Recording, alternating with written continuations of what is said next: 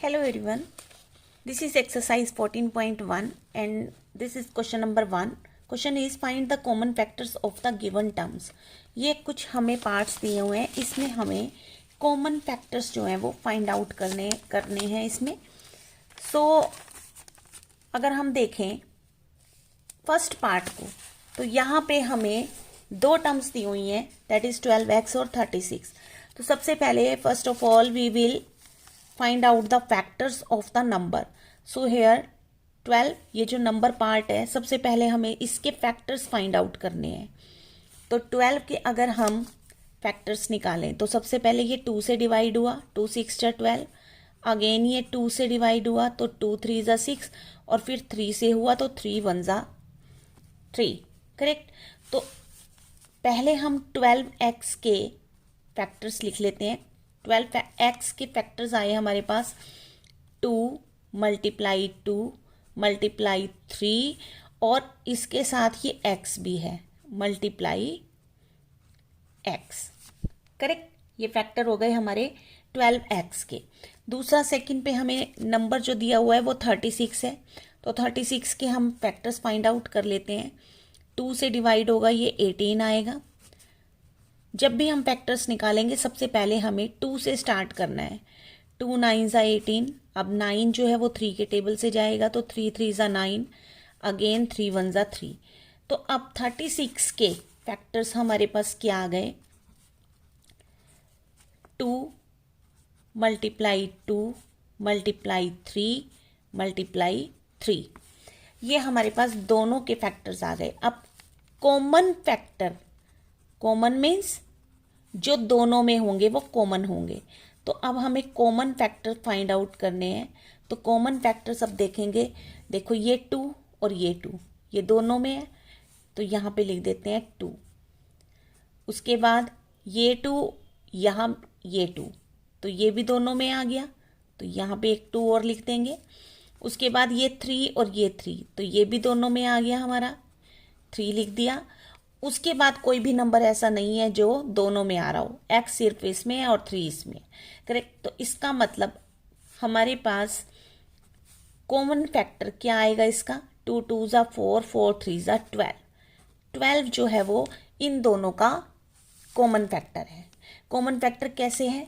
अब अगर हम देखें कि ये जो 12x है, अगर हम इसे डिवाइड करें 12x को 12 से, ये आया ना हमारे पास फैक्टर. तो अगर हम 12x को 12 से डिवाइड करें तो 12 से 12 कैंसिल हो जाएगा, x बचेगा यानी पूरा पूरा डिवाइड हो जाएगा. और इसके बाद अगर हम 36 को 12 से डिवाइड करते हैं तो ये भी पूरा पूरा डिवाइड हो जाता है. तो पूरा पूरा जब डिवाइड हो जाता है तो दैट मीन्स वो उसके कॉमन फैक्टर्स हो गए. करेक्ट. सेकेंड पार्ट देखते हैं इस क्वेश्चन का. सेकेंड पार्ट में हमारे पास जो टर्म्स दी हुई हैं वो हैं 2y और दूसरा है 22xy. अब अगर हम 2y को देखें तो ये 2 तो अपने ही टेबल से डिवाइड होगा, 2 इज अ प्राइम नंबर. सो यहाँ पर जो फैक्टर्स बने 2y के वो बने 2 मल्टीप्लाई y. 22 के फैक्टर्स देखते हैं क्या हो गए. अब अगर हम देखें तो 22 किससे डिवाइड होगा? 2 से 11 पे. अब ये 11 है तो 11 के टेबल से ही डिवाइड होगा. तो दैट मीन्स 22 नंबर लिया, उसके फैक्टर निकाले तो आए हमारे पास 2 मल्टीप्लाई 11. करेक्ट. अब ये 2 मल्टीप्लाई 11 आ गए. अब ये x और y भी है इसके साथ तो मल्टीप्लाई x और मल्टीप्लाई y. अब हमें कॉमन फैक्टर्स जो हैं वो फाइंड आउट करने हैं. तो कॉमन फैक्टर्स कौन से हो गए? जो दोनों में आ रहे हैं. अब दोनों में कौन कौन से नंबर्स आ रहे हैं? देखो 2 दोनों में आ रहा है तो यहाँ पे लिख दिया 2. और y यहाँ पर भी है और यहाँ पर भी है तो y जो है ये भी दोनों में आ रहा है तो यहाँ पर लिख दिया y. और कोई तो ऐसा नंबर नहीं है जो दोनों में आ रहा है तो that means 2y common factor है. किसके? 2y और 22xy के. करेक्ट. अब ये देखो अगर 2y है ये, ठीक है, ये हमारे पास कॉमन फैक्टर आया 2y.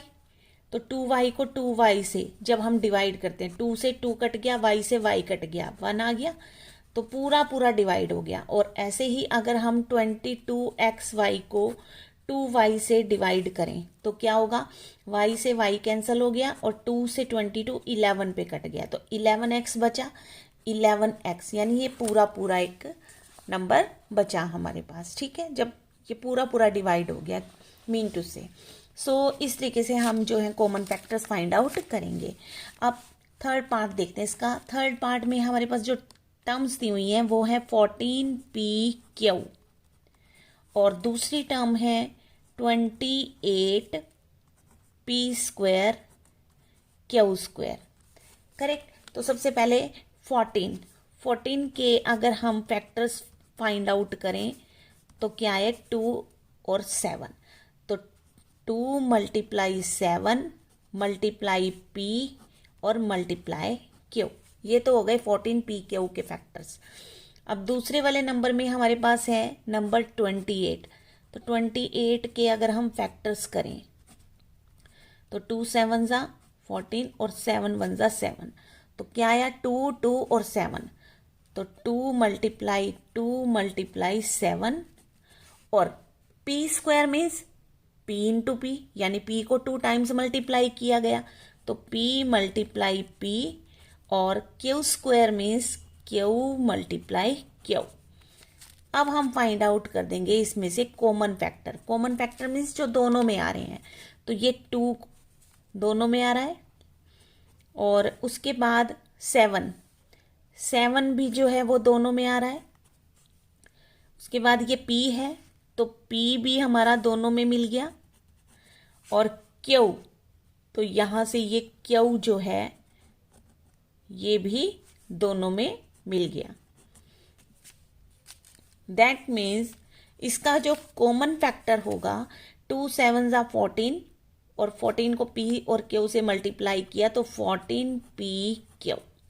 14pq जो है वो इसका फैक्टर होगा दोनों का, यानी 14pq से 14pq पूरा पूरा डिवाइड हो जाएगा और 14pq ये 28p² q² भी 14pq से कट जाएगा।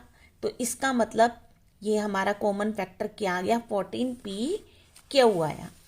करेक्ट। फोर्थ पार्ट देखते हैं इसका। फोर्थ पार्ट में जो 2 टर्म्स दी हुई हैं वो हमें दी हुई है 2x और फिर दी हुई है 3x²। अब इसमें 3 टर्म्स दी हुई हैं हमें और फिर दी हुई है 4।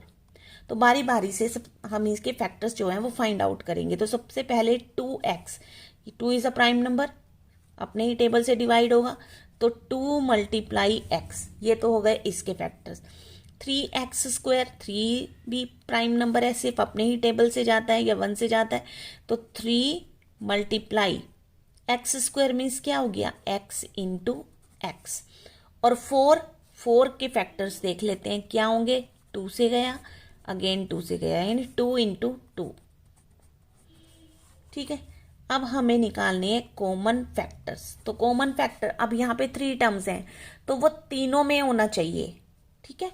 तो अब देखें तो यहाँ पर कोई भी नंबर, देखो 2, यहाँ पर कोई भी कॉमन नंबर ऐसा नहीं है जो कि तीनों में आए, तो इसका मतलब यहाँ पे कॉमन फैक्टर जो होगा वो क्या होगा, 1 होगा, क्योंकि 1 से ही ये सारे जो हैं वो नंबर्स डिवाइड हो सकते हैं ओनली। तो यहाँ पर कॉमन फैक्टर हमारा 1 आया। करेक्ट। उसके बाद 5th पार्ट अगर हम इस क्वेश्चन का देखते हैं तो 6abc, यहाँ पे भी हमें 3 टर्म्स दी हुई हैं, 6abc, फिर दी हुई है 24ab² और फिर दिया 12a²b। करेक्ट। तो सबसे पहले तो इसमें नंबर है 6, तो सबसे पहले 6 के फैक्टर्स निकालते हैं।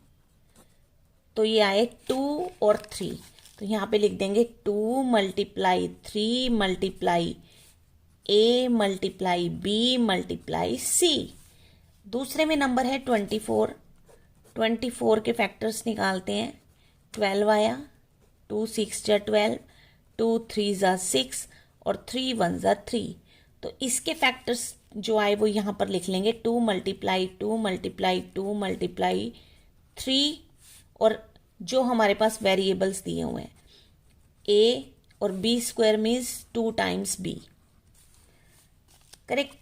12a स्क्वायर b, अब यहाँ पे जो नंबर है 12 है, तो 12 के हम निकाल लेते हैं सबसे पहले। 2 6 जा, 2 3 जा, अगेन 3 1 जा, तो यहाँ पर जो हमारे पास फैक्टर आए 2 मल्टीप्लाई 2 मल्टीप्लाई 3, और a square b means a 2 times और b सिंगल टाइम, करेक्ट। ये हमारे पास फैक्टर्स आ गए।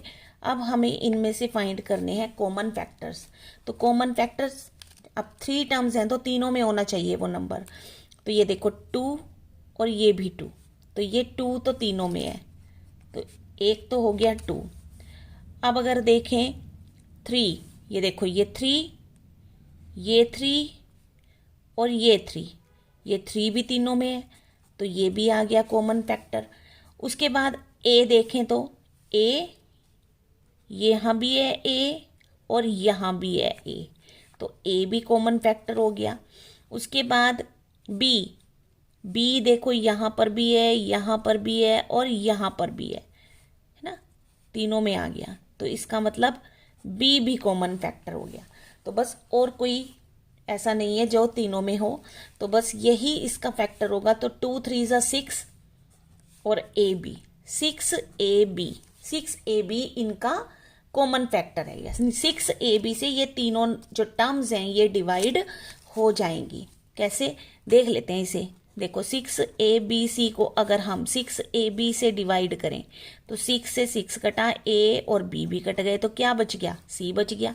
ऐसे ही 24ab स्क्वायर को अगर हम 6ab से करें तो 6 से तो 24 कट गया, 4 पे a से a कट गया, b से स्क्वायर कट गया, तो क्या बच गया, 4b बच गया हमारे पास। अब 12a स्क्वायर b को अगर हम 6ab से डिवाइड करें तो 6 से 12 कटा, 2 पर a से कटा स्क्वायर और b से b, तो 2a, ये भी पूरा पूरा डिवाइड हो गया है ना। तो इसका मतलब इसका जो फैक्टर आया वो क्या आया, 6ab। सिक्स्थ पार्ट देखते हैं इसका, 16x³।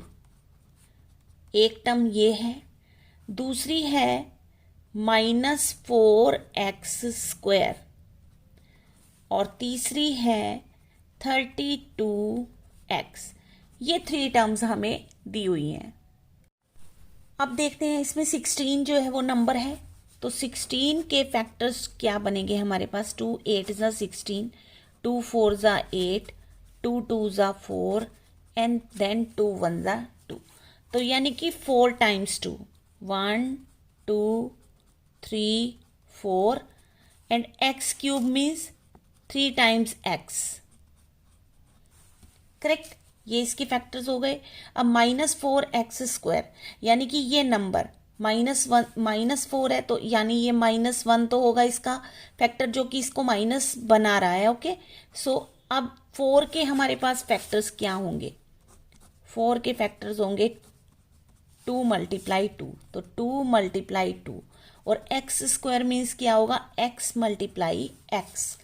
अब 32 के अगर हम फाइंड आउट करें तो 32 के क्या होंगे, 16 पे गया, 2 8 जा 16, 2 4 जा 8, 2 2 जा 4 एंड 2 1 जा 2, 5 times 2, 1 2 3 4 and 5 and then x, correct. We will find out the common factors in all of them. So common is what is common, which is represent in 3 terms, okay. So here ये 2 इसमें भी है, इसमें भी है और इसमें भी है, करेक्ट। तो इसका मतलब एक तो 2 हो गया।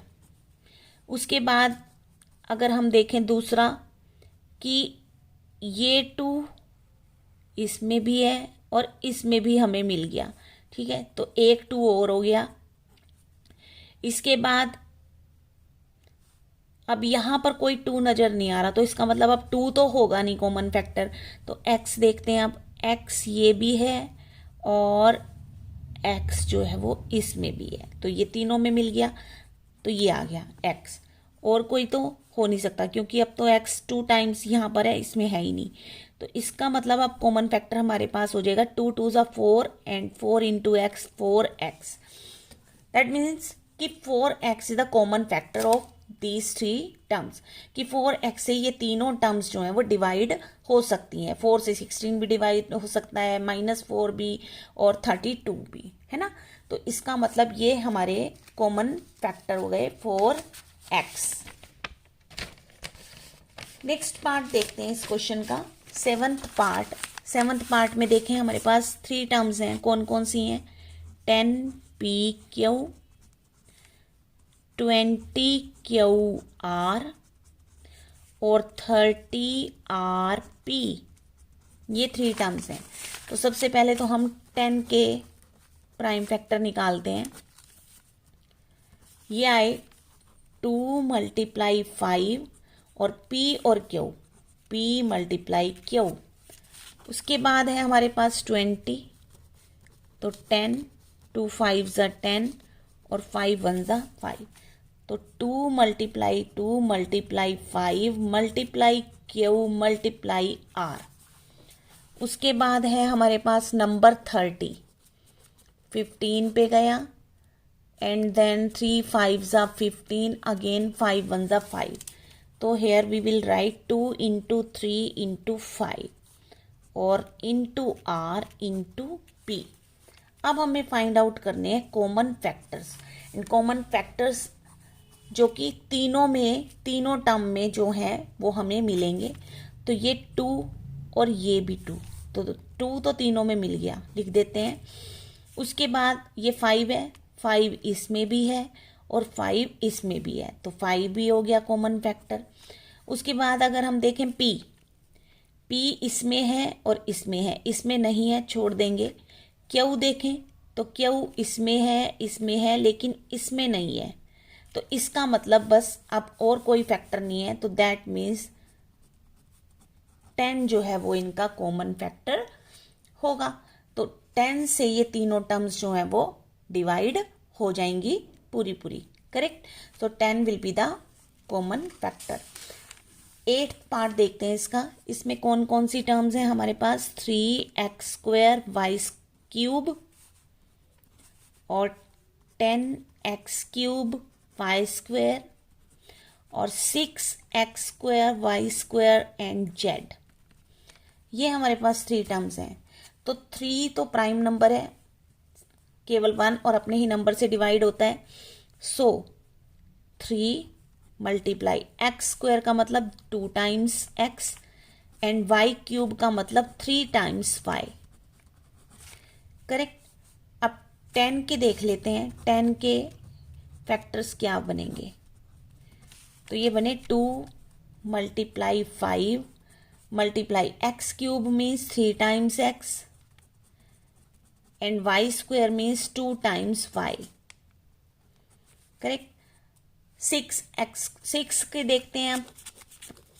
6 के क्या होंगे? 2 3 ज़ा 6 एंड 3 1 ज़ा 3, तो ये हुए 2 × 3, x² means 2 times x and y² means 2 times y and z। ये हमारे इन सब के फैक्टर्स हुए। अब हम कॉमन फैक्टर निकाल देंगे, कॉमन फैक्टर जो तीनों में आ रहे हैं, ठीक है। तो अब अगर हम देखें 3 इसमें भी है लेकिन इसमें नहीं है, तो लीव दिस नाउ।